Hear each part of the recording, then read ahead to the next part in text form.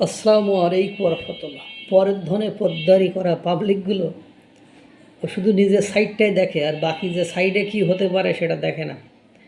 এক বেটাই কইতেছে, মানে আগে বেটার বক্তব্যটা আপনাদের শোনাই নিয়ে আসি, তারপরে আমি ব্যাখ্যা করব।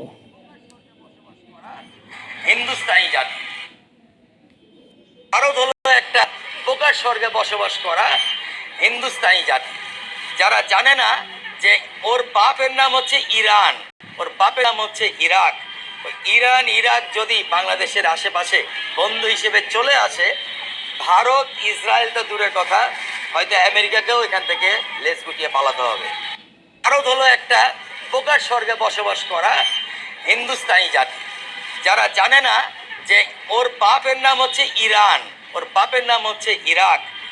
ইরান ইরাক যদি বাংলাদেশের আশেপাশে বন্ধু হিসেবে চলে আসে, ভারত ইসরায়েল তো দূরের কথা, হয়তো আমেরিকাকেও এখান থেকে লেজ গুটিয়ে পালাতে হবে। হ্যাঁ, এই হলো অবস্থা। কিন্তু ইরান এখনও পারমাণবিক শক্তিশালী রাষ্ট্র না, তাই যদি তার এত ক্ষমতা হয়, ভারত ইতিমধ্যে পারমাণবিক শক্তিধর রাষ্ট্র এবং বিভিন্ন দেশে অস্ত্র বিক্রি করে, প্রথম কথা। 2 নম্বর কথা হলো, ইরানের ইরান যে এখনও টিকে আছে তার পেছনে ব্যাকআপ হিসাবে আছে রাশিয়া, আর রাশিয়া যে এখনও টিকে আছে তার পেছনে ব্যাকআপ হলো ভারত। ভারত ডিজেল দিয়ে হোক, ডিজেল কিনে হোক, অস্ত্র দিয়ে হোক, যে কোনো ফরম্যাটে টিকায় রেখেছে রাশিয়াকে।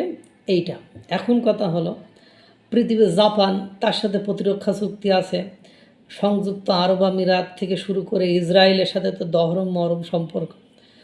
সোনার চাংড়া আবাল চুল তো সব পেকে গিয়েছে দেখছি। তো তোমার পাশে যখন ইরান আর ইরাক এসে দাঁড়াইব, তখন ভারতের পাশে এসে কে কে দাঁড়াইব? ভারত নিজেই পারমাণবিক শক্তিধর রাষ্ট্র।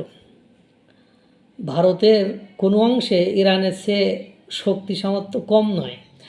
এখন ঘটনা হয়েছে যে পৃথিবীতে বিমান বাহিনীতে 3 নম্বর শক্তিধর রাষ্ট্র এখন ভারত। আর তুমি ভারতের খেলা দেখাইবা। তুমি এতদিন আমরা শুনেছি চীন, ওদের বাপ লাগা চীন হলো পরাশক্তি। সেই চীন পরাশক্তি, এশিয়া মহাদেশের মধ্যে পরাশক্তি চীন ভারতের সাথে লাগোয়া অবস্থান, ভারতের সাথে থাকে, তাই ভারতের দিকে চোখ তুলে ঠিকঠাক করে তাকাইতে সাহস পায় না। আর ইরান এসে আপনার বাংলাদেশে সাপোর্ট করবে, ইরাক বাংলাদেশে সাপোর্ট করবে, তাই ওদের সাথে লাগবা, পায়জামা প্যান্ট এমনিতে গরম হয়ে যাবে।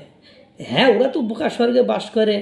পৃথিবীর সবচেয়ে জ্ঞানী গুণী মুনি ঋষিদের দেশ হলো ভারত, আর সেই জ্ঞানী গুণী মুনি ঋষিরা তো বোকা স্বর্গে বাস করে। কারণ মুরুক্ষের বল তো তার মুখ, অবলার বল তো তার মুখ। আমাগর আছে তো অবলা, আমাগর আছে মুখের বল। কাজের সময় লবাডাঙ্গা, হরিদাসীর কোথাকার কোন হরিদাস চুল পাকনা বুড়ো হাবড়া এসে দেশটাকে অস্থির করার জন্য উঠে পড়ে লেগেছে। আরে বাবা, এর পারমাণবিক শক্তিধর ভারতের 2 পাশে 2টো পারমাণবিক শক্তিধর, একটা পাকিস্তান একটা চীন।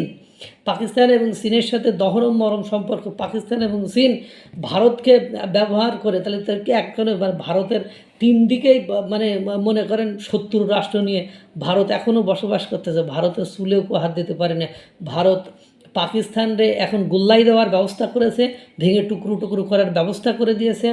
চীন অস্থির থাকে সবসময়, ভারতের সাথে কোনো সময় লাগতে চায় না, আর বাংলাদেশের প্রসঙ্গ তো ওঠেই না। সুতরাং ভারত তো বোকা স্বর্গে বসবাস করেই। কারণ হলো, তোমার মতো আবালগের না হলে মুখ চলবে কেমনে? আল্লাহ তাআলা সকলকে ভালো রাখুক, সুস্থ রাখুক। আসসালামু আলাইকুম রহমতুল্লাহ।